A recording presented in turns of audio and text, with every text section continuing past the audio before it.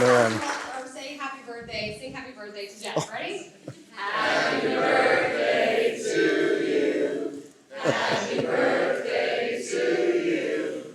Happy birthday, dear Jeff. Happy birthday to you. Thank you. 39. Yep, 39. Thank you so much, Elizabeth.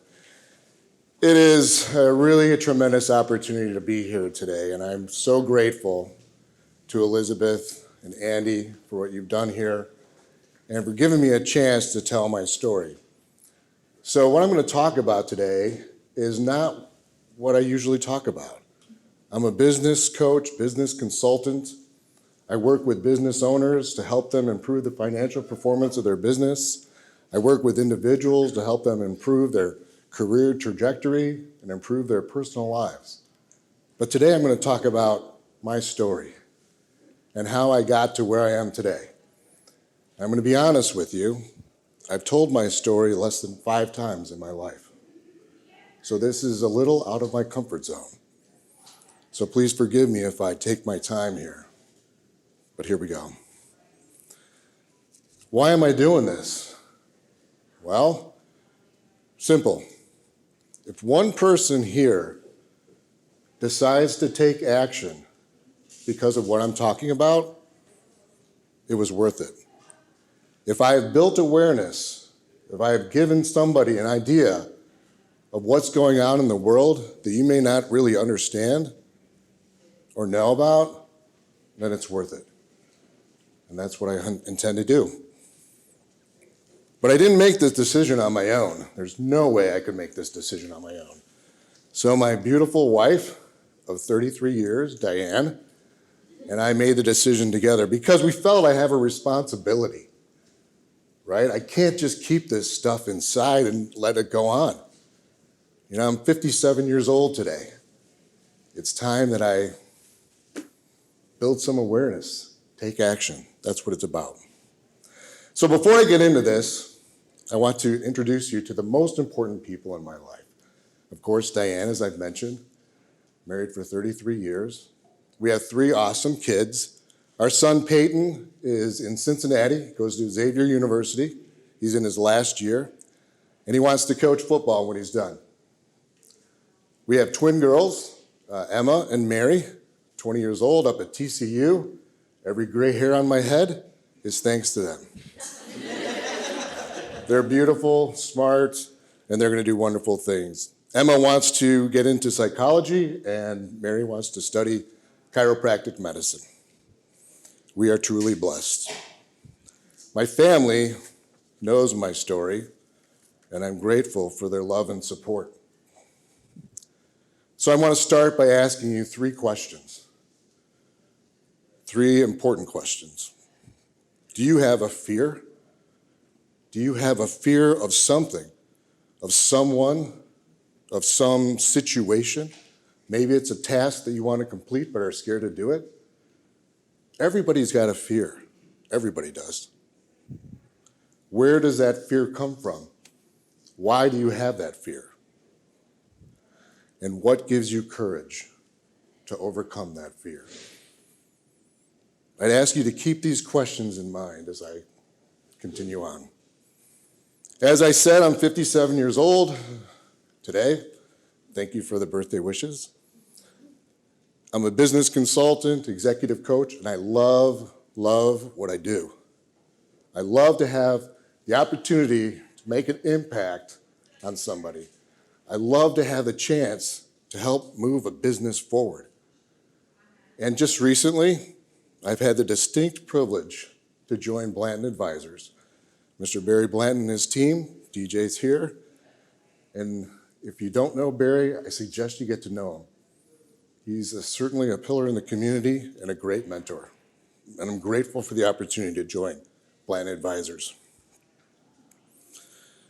So let's talk about fear, recognizing it, recognizing its cause and overcoming it.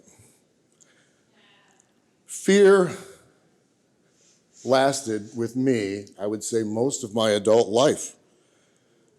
I spent many of my years, probably up until my 40s, in fear. Fear of failing, fear of not being liked, fear of not fitting in, fear of not succeeding, or fear of just being hurt. All of this fear, to be honest, led to anger, and sometimes intense anger. I would suggest that my fear followed me all the way up until I was in my 40s, when I learned to put that fear aside and really, truly appreciate each and every day and live my life to the fullest. But if you think about it, that's a lot of time spent living with fear in the back of one's mind. It's not healthy. It's no way to live. And I can trace my fear now back to 1 year. And for me, it was 1978. I grew up in the south suburbs of Chicago in a middle-class, blue-collar neighborhood. My dad, who I had tremendous respect for, was a hospital administrator on the south side of Chicago. Most of my friends' dads worked in either steel mills or Ford plant or some manufacturing plant. A quick story about my dad and why I have or had so much respect for him.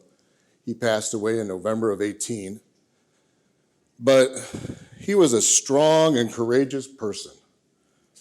People respected him.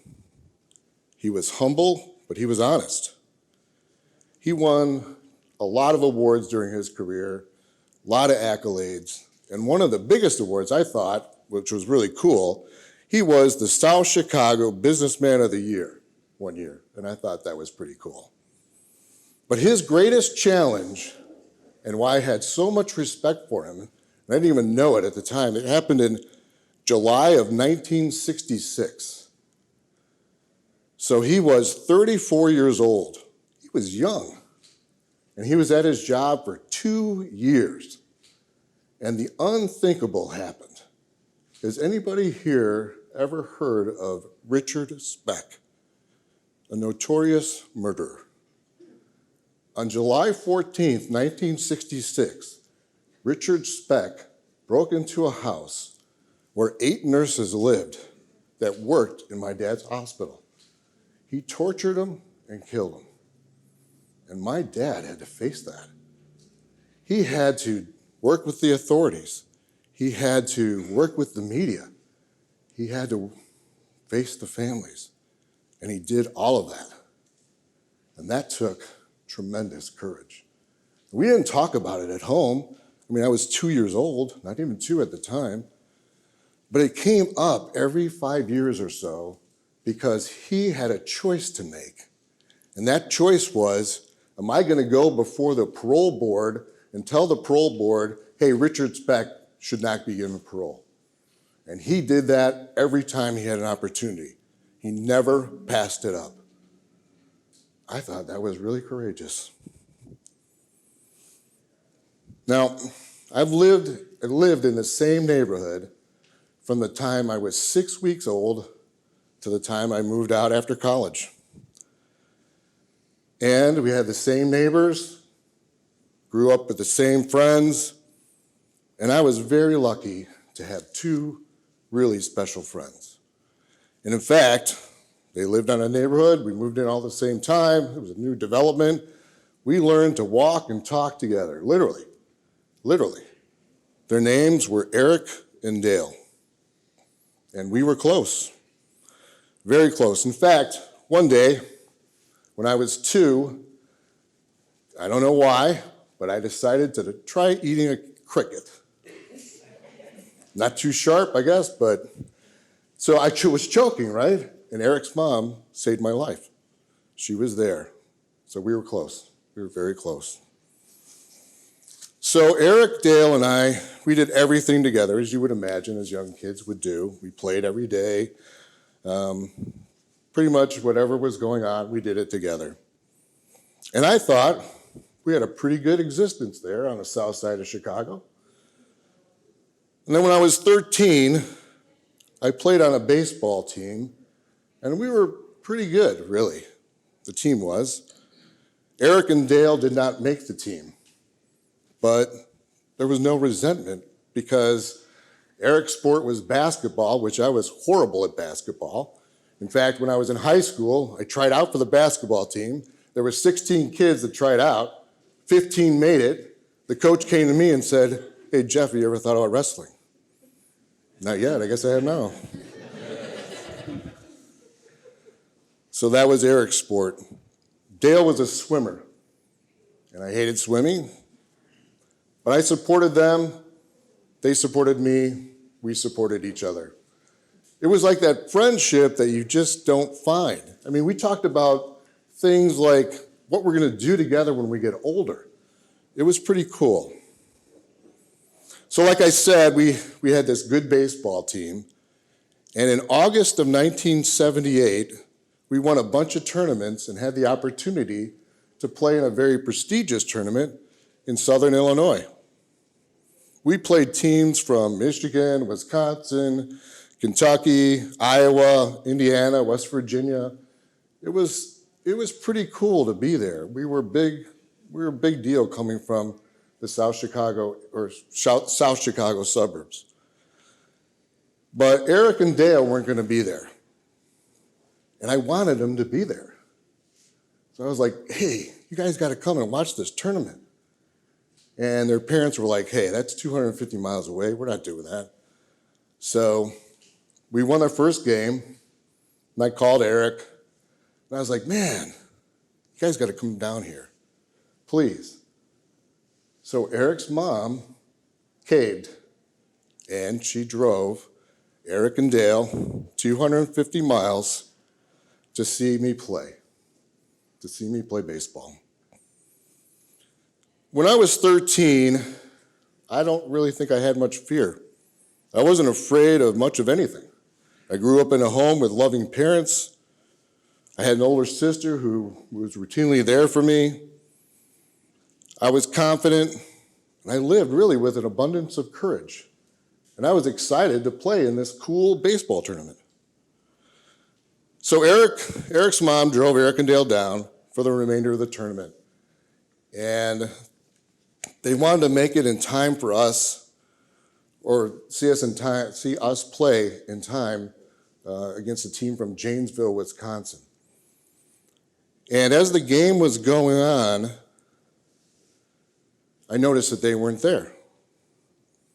And in about the fifth inning, my dad left the stands. Now, he was at every game that I played, never missed a game. And he left. I didn't know why.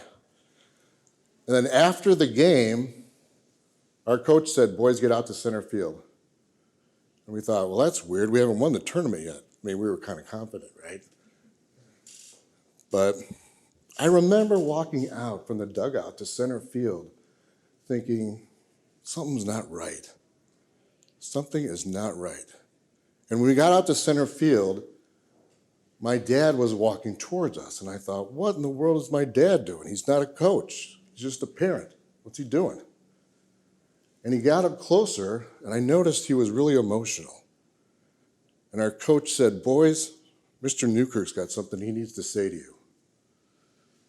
And he told us that Eric and Dale and Eric's mom were all killed in a car crash on the way to see this baseball tournament. Well, I don't need to tell you how devastating that was for me. I mean, I blamed myself for their deaths, right? I mean, if it wasn't for me, they would have never gone to the baseball tournament. If it wasn't for me, they'd still be alive, right? So of course it was my fault. Our neighborhood was never the same. Families didn't talk to each other. Kids did not come out and play. That one car crash changed everything. That baseball tournament, my baseball tournament, changed everything. I became withdrawn. My parents didn't know what to do with me. It's not like I acted out or anything, but I was depressed. I was sad every day. and I didn't sleep much, and basically, I just went through the motions. In December of that same year, a neighbor of ours reached out to my parents and asked if he could help out. He lived across the street from us for years, and honestly, I didn't like him. He was a tugboat captain on Lake Michigan, and I found him to be intimidating, I found him to be gruff, and I just didn't feel comfortable with him. His name was Tom Barnaby. My mom felt it was important for me to get out of my shell and kind of get back to a normal life. And she convinced me that it would be good for me to spend time with Tom Barnaby. So, and I remember the date, on a Friday, snowy Friday evening, December 15th, 1978, I went with Mr. Barnaby. He picked me up at our house. He drove a brown two-door Chevy Malibu. I remember that car specifically and in detail. And when we pulled out of the neighborhood, he handed me a beer. And I thought, why did he hand me a beer? I'm a kid. And I thought, well, my mom said to spend time with him, so it's got to be okay. So I drank it. I drank all of it. And then I drank the next one, too.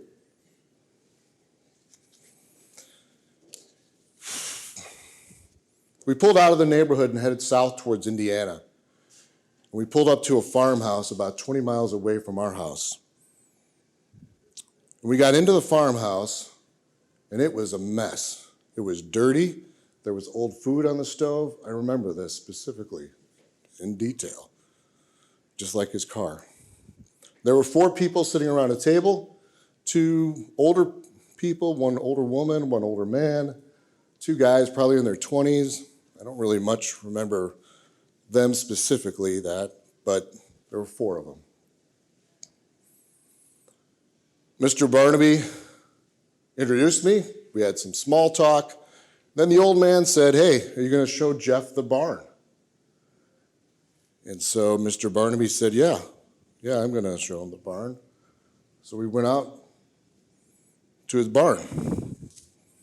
He had an old barn, and inside the barn were some old collectibles, like old cars and stuff.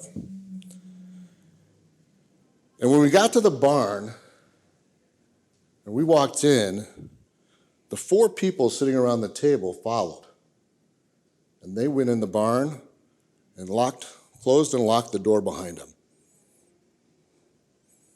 The old woman asked Mr. Barnaby, is this your boy now? He said, yes. She said, will he be as good as Dale? He said, even better. At that point, I was so scared I didn't know what to do. I didn't know what they meant. I didn't know anything about what was going on, and I sure in the world didn't know what I was in store for. But I can tell you that the next several hours were absolutely unthinkable. I felt like I was in that barn for days, but it was only a night. I really don't know how long I was there. Mr. Barnaby brought me back to his house, and I eventually escaped. I ran through his screen door, and I never looked back, and I made it home. And I never told anyone. I couldn't. I could only think of my best friend, Dale, who suffered for a long time. I don't know how long. What I experienced was one night. To Dale, he lived it every day, never told a soul. So how did I cope with all of this? Well, I didn't really. A courageous 13-year-old kid turned into a fearful, angry, sad, disillusioned 13-year-old kid. I kept everything inside, but I vowed to myself that would never, ever happen to me again. It would never happen to anybody that I knew. And it didn't. I made sure of it. One day I think it was my sophomore year in high school, I came into lunch. A friend of mine sitting at the table had a book, and on the cover of the book was a picture of Arnold Schwarzenegger. I didn't know who he was at the time, but I said, hey, what you got there? What is that? Because I thought, that guy looks pretty big. I don't think anybody messes with that guy. And I thought, that's what I'm going to do. And I did. I was relentless. I was absolutely relentless when I was younger. Because nobody was ever going to do that to me again. About 5 years later, when I was home from college, I ran into Tom Barnaby. He came into the bank where I worked that summer. He came up to me and said, you best not tell anyone about me. I was scared and I was angry. And I told him that he was never to come near me again. And he looked at me, laughed, and walked away. He ended up going to prison in 1991. 1991. That's 13 years after my horrible night. Don't get me wrong, I was glad he went to prison. But how many kids did he abuse in that time? Why didn't I do something to prevent it? He died in prison in 1998. He killed himself. When I learned that, I thought, good. When I was 18 in my first year in college, I met this brown-eyed beauty who absolutely knocked me off my feet. She was smart, beautiful, and clearly a much better person than me. Fortunately, Dian has tolerated me now for 33 years. But before I proposed to her, I had to tell her. I had to tell her about what happened to me in 1978. And I knew there is a stigma. I knew, just like today, there's a risk. There is a risk in talking about this. They're going to look at me differently? What's the outcome going to be? I don't know. I hope and pray for the best, but I truly don't know. Just like with Dian, I didn't know. I had a good idea that she was going to stick with me because she was a pretty good person. We loved each other, but I didn't know. Well, 33 years later, I'm happy to say she's never left my side. She is just an incredible support and the love of my life. So how did I handle this fear and anger for so many years? Well, the first thing I had to do was I had to put the guilt aside. Guilt serves no purpose. Guilt serves no purpose. Remember when I said if I hadn't played in the baseball tournament, my friends would still be alive? Well, I have to get over that. And the second thing is, why didn't I tell anybody about what happened to me? Why didn't I do something? But, guilt serves no purpose. Guilt allows us to live in the past and exploit the negative. Instead, we have to live in the present, look forward to the future, and explore the positive. It's a mindset. It's all up here. Have I overcome the guilt? Have I gotten over it? Mostly. I know I should have handled things differently. I know that. But I can't go back and change it. But I can do something now. I can do something now. So why have I shared all of this with you today? Because I want to make a difference. I want something to happen. I want somebody to take action. Abuse is a problem. It happens right under our noses. Where you might expect it to least occur, it occurs. If something doesn't seem right to you, say something, do something. Because if it doesn't seem right, chances are it ain't right. There are so many abuse victims out there, we have no idea. And as leaders, we can't ignore it. We cannot ignore it. Not and be a true leader. True leaders don't ignore stuff like this. They take action. So don't put your head in the sand and do nothing. Do something. There are lots of nonprofit organizations around here, if you need information on any of them, ask me. We'll find out. I'll get you the information. They need your help. Keep these statistics in mind. 1 in 4 girls and 1 in 6 boys are abused by the time they're 18. Let that soak in. It's a lot. 34% of abusers are family members. That means 2/3 are not. We need to protect our children.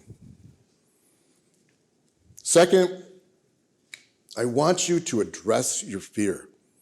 Don't let fear consume you. Is there something in your past that you're fearful of, that keeps surfacing and you're afraid of? Well, you got to recognize it. You've got to understand what it is, where the source of it comes from, and then you got to figure out your options to overcome it and find your courage. Find your courage. So what about my fear and anger? Well, as I said, it wasn't until I was in my 40s that I felt like I really dealt with both. Large thank you to my wife. Thank you. For years, it was impossible for me to have close friends. I would not allow anybody to be a close friend of mine, especially in high school and college. And it was the strangest thing because I would sabotage my close relationships. I get close to a friend and then I'd do something stupid and they'd be like, "What's the matter with Newkirk?" I couldn't have a close friend.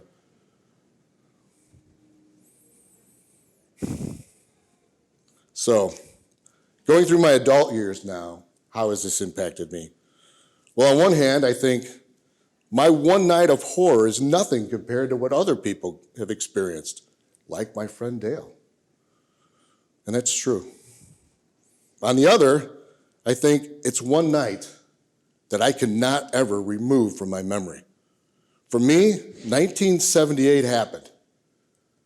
The death of my friends and my friend's mom, that happened. What happened with Tom Barnaby, it happened. I can't change it, but I can do something different going forward. I can face it and move forward, and that's what I'm doing. So, I'm going to remain confident. I'm going to remain in a state where I can always find my courage, always. And I asked you earlier, what makes you fearful? Is it personal? Is it something with your business maybe? Whatever it is, figure it out. Don't put your head in the sand. Find out what the source of the fear is and address it, because fear serves no purpose. Think of it this way. If you have fear, you can never be the best person you should be. You can be. And if you can't be the best you can be, that will prevent you from living out your life's purpose. And you have a purpose. Every one of us has a purpose. We all do. And you have to live that purpose. How do you do that? Courage. Courage. I think there are a couple different components in finding and keeping our courage. And the first is you have to dig into your faith. If you don't have faith, find it. If you have faith, make it stronger. Faith allows you to put the fear aside because you know everything is okay. Everything is going to be okay. And you are never alone. Never alone. None of us. At any time, we are never alone. Even when you feel like everybody's abandoned you. Even when you think your own mother has had you go out with some guy that is a horrible person, you are never alone. How do I know this? Because I have faith. I have faith that I'm loved and that love is unconditional.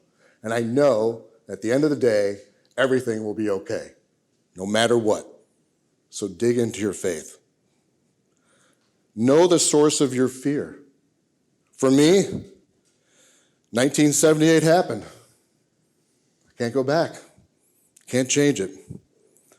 I'm going to live in the present, look forward to the future. And I know that what is going to happen in the future is going to be awesome. I'm going to make it awesome. Don't set it aside. Don't set your fear aside. Face it. Create some certainty in your life. I'm a big planner. Love to plan. Would like to have everything planned. Doesn't always work out, right?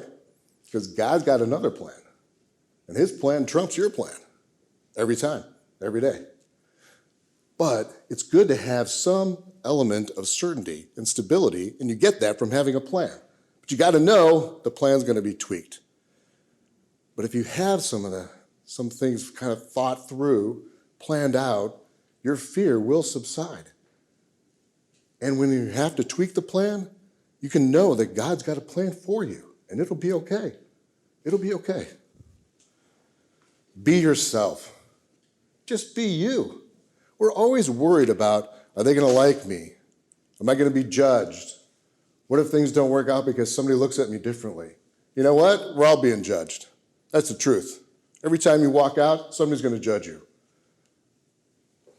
We can't control it, and you can't worry about it. You can worry about you and worry about being the best you that you can be. Because the best you, remember, you're going to be able to live out your life's purpose. And that is awesome. God created you. That's a pretty awesome thought, right? I think it is. God loves you. You, as you are awesome. Remember that. Attack each day. My final thought on this. I used to say embrace the day, which I still feel that way, but it's got to be more than that. When we wake up in the morning, we got to have a bounce in our step, and we got to be ready to attack whatever is going to face us. Because you know what? If you don't, it's going to attack you. We have to be able to face whatever challenges come up during the day and be able to attack the day with positivity. I'm not saying be confrontational. That's not what I'm saying at all. But I'm saying don't put your head in the sand. Don't let people walk all over you. Stand up for yourself. Make it happen. Go for it. Are there going to be people that want you to fail? Yes, there will be. I guarantee it. Why? Because they have fears. They have insecurities. You can't worry about that. Be yourself. Attack the day. Be positive. And at the end, add value. Add value to the next person. Add value to your situation. Add value to your environment. Whatever it is, add value. Certainly, that's got to be part of your purpose. As I wrap up, I thank you for allowing me to tell my story. Thank you very much. I hope that somebody here will take action. I hope somebody was a little inspired.